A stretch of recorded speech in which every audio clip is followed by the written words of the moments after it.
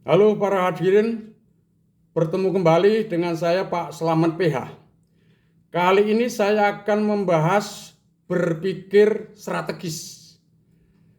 Apa yang dimaksud dengan berpikir strategis? Menurut saya, pertama, orang dikatakan berpikir strategis itu ketika yang bersangkutan berpikir utuh dan benar. Utuh dalam artian tidak ada kurang, benar dalam artian mendudukkan sesuatu pada tempatnya. Yang berikutnya lagi dikatakan berpikir strategis itu ketika Anda berpikir besar, tidak kecil-kecil. Artinya kalau berpikir besar itu tidaklah barang yang istilahnya kecil-kecil yang tidak apa cakupannya tidak banyak, itu tidak seperti itu. Jadi yang dikatakan berpikir strategis yang kedua adalah berpikir besar. Yang ketiga adalah berpikir yang jauh dalam artian Anda berpikir 5 tahun yang akan datang atau bahkan 10 tahun yang akan datang. Lalu bisa juga kalau berpikir tahunan itu sebut saja itu berpikir taktis. Jadi kalau strategis itu biasanya 5 tahun ke atas, makanya ada rencana strategis itu kan begitu ya. Di bawah perencanaan strategis tadi sudah katakan berpikir taktis itu katakanlah tahunan. Kalau yang paling rendah ya berpikir operasional itu biasanya bulanan, mingguan, bahkan harian. Nah, oke. Berikutnya lagi juga kalau kita berpikir strategis, kita harus berpikir ekologis. Artinya apa? Organisasi, lembaga, institusi yang kita pimpin itu pada dasarnya selalu mempunyai hubungan simbiosis dengan organisasi-organisasi lain atau dengan faktor-faktor lain. Ya. Nah, ini prinsipnya berpikir strategis. Nah, dalam catatan saya, berpikir strategis itu ada 6. Ya, ini barangkali saya uraikan secara pendek saja. Yang pertama adalah berpikir tinggi.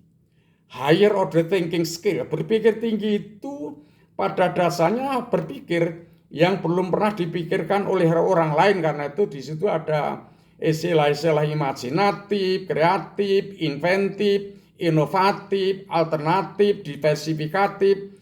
Nah, ini apa yang disebut dengan berpikir tinggi, hot, higher order thinking skill. Kalau bahasa Jawa ya mikir dhuwur itu. Yang kedua adalah berpikir dalam, deep thinking. Berpikir dalam itu pada dasarnya kita berpikir mulai dari akar-akarnya, kemudian sampai pohon atau tubuhnya, sampai ke atas cabang-cabang, hingga sampai pada ranting-ranting, tentu tidak sampai daun karena terlalu kecil. Itu namanya berpikir dalam. Oke, yang ketiga adalah berpikir jauh. Saya katakan tadi bahwa berpikir jauh ini paling tidak ya 5 tahunan lah. Makanya kan saya katakan tadi berpikir strategis, ada rencana strategis itu kan 5 tahunan. Tentu yang dimaksud berpikir jauh tidak hanya 5 tahun, bisa juga 10 tahun yang akan datang, bisa juga lebih dari itu. Tapi kalau berpikirnya tahunan itu tidak bisa dikatakan berpikir jauh gitu.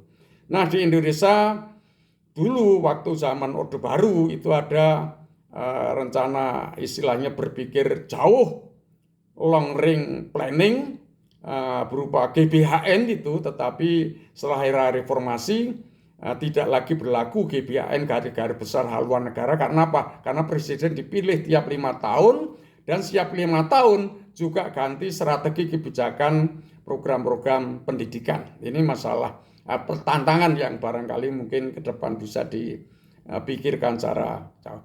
Yang keempat adalah berpikir inklusif, berpikir komprehensif, menyeluruh. Kita jangan sampai berpikirnya itu istilahnya kalau identitas terbatas istilahnya. Janganlah kita berpikir identitas terbatas. Karena di Indonesia itu identitas terbatasnya banyak sekali yang seringkali disebut SARA. Ya, suku kita banyak, agama beragam sekali. Kemudian juga SARA itu, R itu adalah ras, juga ragamnya banyak sekali, golongan juga banyak, sehingga kita kalau bisa berpikir kita harus komprehensif. jangan berpikir parsial, jangan berpikir identikal, tetapi kita harus menyeluruh. Yang kelima adalah berpikir majemuk, multiple intelligent thinking. Berpikir majemuk itu pada dasarnya kita harus menyadari bahwa kita hidup dalam lingkungan yang berbeda-beda.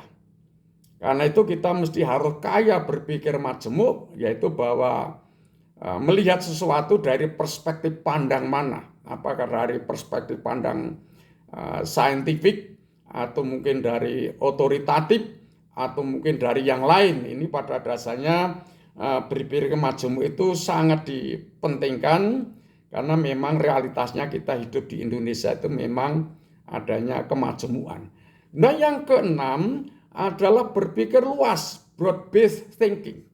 Berpikir luas itu tidak sempit tentu saja, sehingga ketika kita berpikir itu janganlah melihat sesuatu dari sangat sempit sekali, tapi melihatlah sesuatu dari sangat luas, sehingga cara-cara berpikir kita ini nanti tidak akan dipandang sebelah oleh masing-masing yang mempunyai identitas terbatas yang seringkali disebut SARA.